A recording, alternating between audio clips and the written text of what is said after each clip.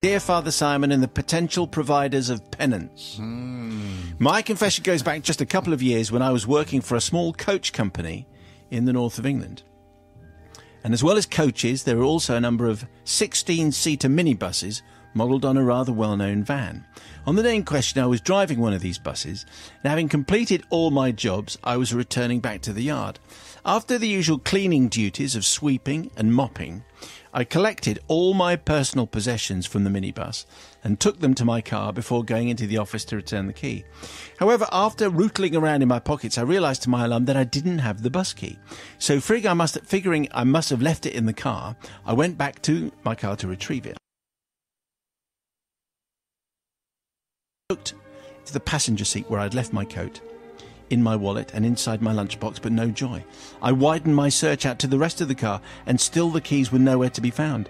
Not full panic time yet, though. Maybe I'd left them in the bus. I went back to the bus, peered through the window, and alas, there it was, in the ignition. I pulled the handle to open the door, but it was locked.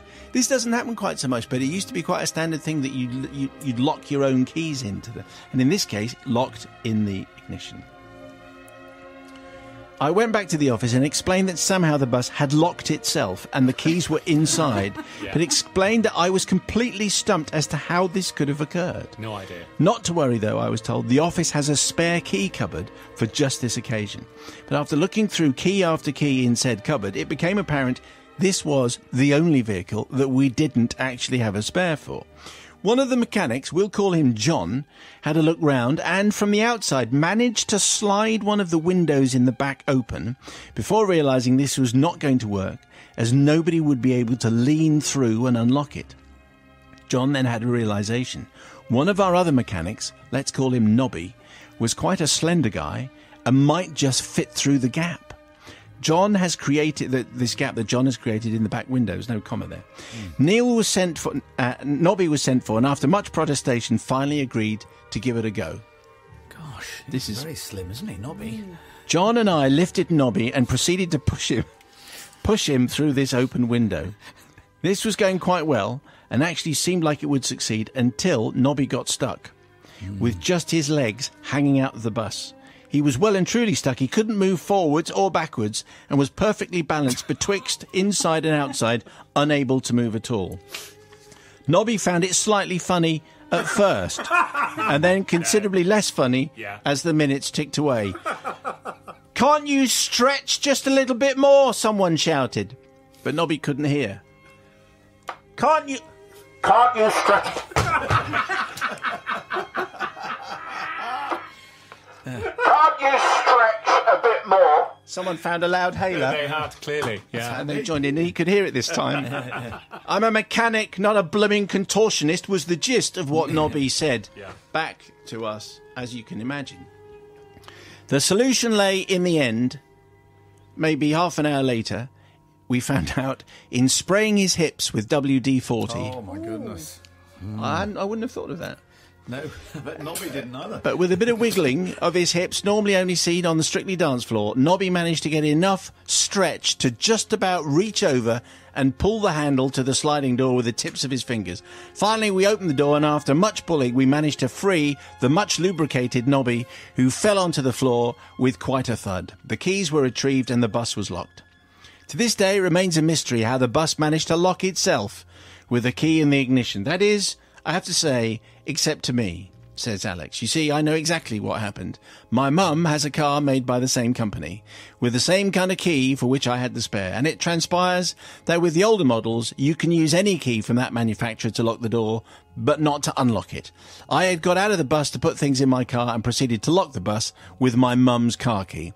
Therefore, clearly I seek forgiveness, obviously not from John, who, like me, thought it was hilarious, but from Nobby, who ended up with several bruises, greased hips, and a ripped pair of jeans. It was pretty funny, though, at the time, says Alex. Well, Alex is fine, and John is fine. Wow. Nobby had to suffer for having slim hips. What do you say, Sister Bobby? Can I just clear up one fact? Was Nobby naked when he went through the window?